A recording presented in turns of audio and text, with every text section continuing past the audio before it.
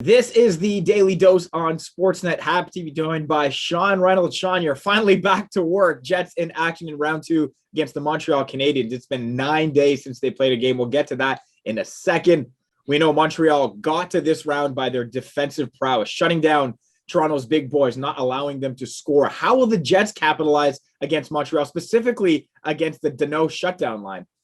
Well, that's interesting. You've got Kyle Connor, Mark Scheifele, and Blake Wheeler. For them, they spent the first round, or at least the first two games of the first round, not worrying about scoring at all and just trying to shut down that Leon Draisaitl, Connor McDavid line. What does that tell you? Well, it tells you that a line that is usually known for their offensive prowess is completely bought into the defensive brand of hockey that the Jets felt they needed to play to get past the Edmonton Oilers. So it's going to be interesting because this is a line that is very dangerous, that can score when they want to, but they're committed and bought in right now to playing the game the right way. What that means is what you're probably going to see is them trying to capitalize on mistakes. The problem is a guy like Danault doesn't make a lot of mistakes. So it's going to be a real war of attrition out there, I think, between that top line and the Montreal Canadiens shutdown line.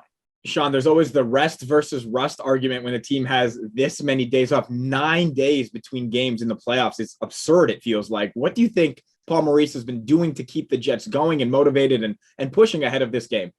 Well, that 3 overtime game that they used to close out the Edmonton Oilers really took a lot out of them. So they basically said, go home, get your sleep patterns back normal, get some rest, take care of the bumps and bruises, and then we'll come back. But even then, once they came back and we're waiting to see what was going to happen between Montreal and Toronto, it's hard to get over prepared when you don't know who you're going to be playing against. There's probably a little bit of they were preparing for the Toronto Maple Leafs in there.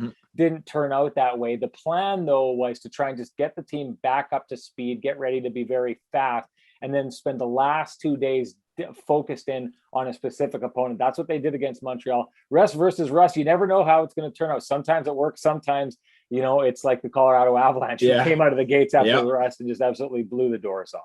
All right, we know the standings in the North Division don't mean a single thing anymore. Montreal, a formidable opponent, deserving to be here, obviously. Why do the Jets maybe consider the Habs a tougher opponent than Edmonton?